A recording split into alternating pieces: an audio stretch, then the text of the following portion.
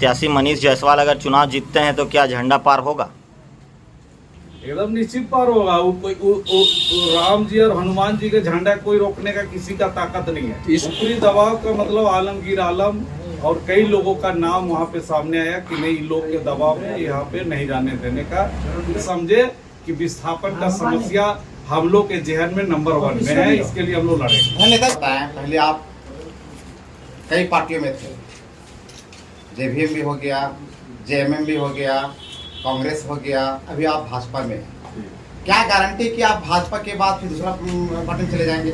देखिए ऐसा है, क्या कहना है बताइए। नहीं, ये पूरा निश्चित रूप से इस दावे के साथ हम कह सकते हैं कि भारतीय जनता पार्टी का जो नीति और सिद्धांत है, विचारधारा है, जो हमारा देश को आगे ले जाने का काम किया है, हम उसके साथ पूर्ण समर्पित भाव से हम खड़ा है और रहेंगे।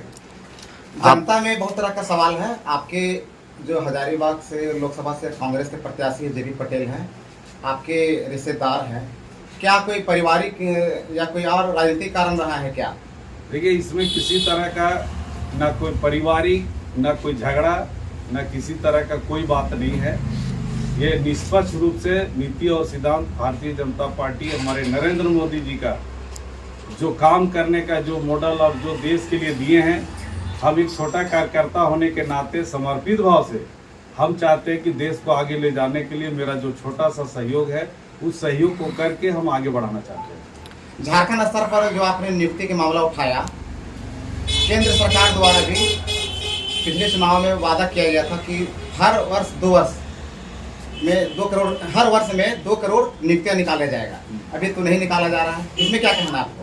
देखिए, नियुक्तियां निकली है, मगर जितना कुछ जो बचा है और जो भी नहीं हुई है, ये हमारे भारतीय जनता पार्टी और नरेंद्र मोदी का ये संकल्प है कि जितने भी है, जो चीज वादा किया गया है, जो बचा है, उसको जो है पूरा करने का काम हमारे भारतीय जनता पार्टी नरेंद्र मोदी जी ये करेंगे। ये सारे लोगों के बीच में कहीं कोई दिक्कत की बात नहीं, वो काम को करेंगे और जो बढ़िया करेंगे। आपने मोदी का बात उठाया कि जो पिछले 40 सालों से वहाँ झंडा पार नहीं हुआ है और इस बार पार हुआ था और पुलिस बैरिकेटिंग लगा दी, जिसमें आपने कहा कि आलमगीर आलम की वजह से ही वो बैरिकेटिंग लगा।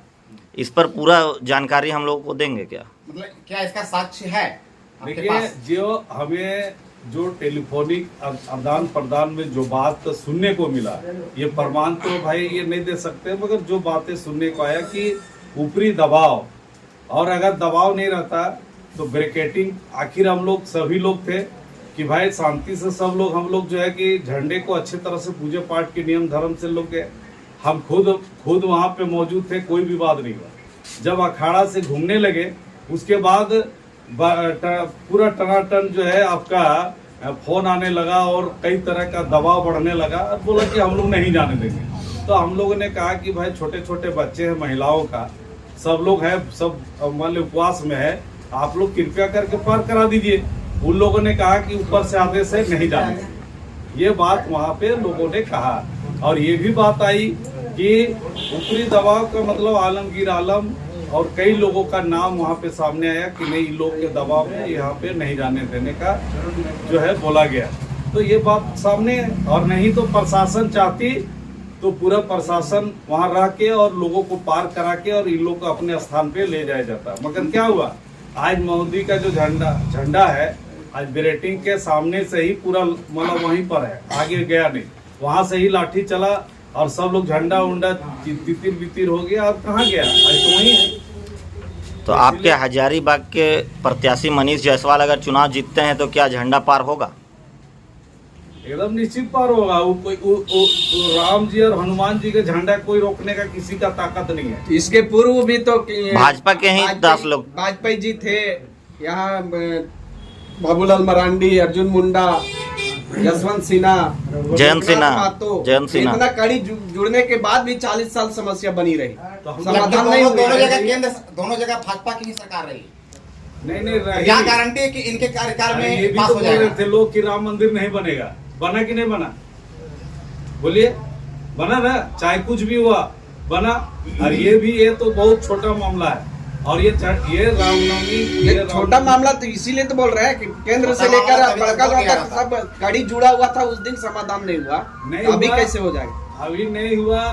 हम लोग जो बैठे हैं, हम लोग जैसा आदमी सब लोग बैठे हैं और ऊपर शीश को अवगत कराएंगे और ये झंडा नहीं रुकेगा, झंडा पार होगा। और झंडा तो पार करवा दिया, झंडा तो पार हो गया, अब झंडा वापसी नहीं गया है। वो वापसी कैसे जाएगा उसका भी हम लोग चिंतन मनन करेंगे और वो भी वापसी जगह तक जाएगा। मंत्री आलमगीर आलम चल गए जेल, हाँ। इसलिए नाम खुलासा कर रहे हैं। इसके पूर्व जेल जाने के पहले तो आप लोग कोई नाम नहीं खुलासा किए। हमारे कई साथियों ने बात को बोला कि भाई हमारे जो ऊपर में सरकार के जो मंत्री हैं उन लोगों ने अपना एक दबाव बनाया और ऐसा नहीं है कि वो जेल गए। अरे जेल तो अपने करनी से गए ना, इतना रुपया क्या रखने? नहीं, नाम का खुलासा तब हो रहा जब वो जेल चल गए, उसके पहले नहीं हो रहा। इसके पहले भी मगर पेश मीडिया में लोग नहीं बोले, मगर ये आम लोगों में ये चर्चा थी कि भाई आलमगीर आलम अन्य लोग भी मिल करके इस तरह का प्रयोग करके रोकने का काम किया। नेताजी अभी मंत्री जी जेल में है, क्या अभी पार हो सकता है? विस्थापन का नेताजी भाजपा के एजेंडे में क्या विस्थापन का मुद्दा है? अभी तक आपके घोषणा पत्र में नंबर में चल रहा है, मगर उसके साथ साथ पूरे झारखंड में है।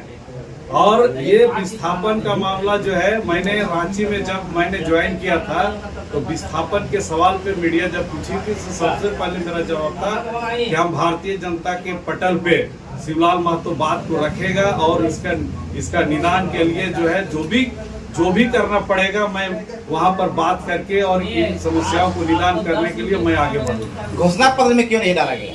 नहीं, अगर हमने घोषणा पत्र हम पूरा नहीं पढ़ पाए हैं, अगर नहीं डाला गया है, अब तो भाई चुनाव नजदीक है, 20 तारीख को होने वाला, मगर इतना आश्वस्त करते हैं अगर नहीं भी डाला हुआ है तो ये समझे कि विस्थापन का समस्या हम लोग के जहन में नंबर 1 में है, इसके लिए हम लोग लड़ेंगे।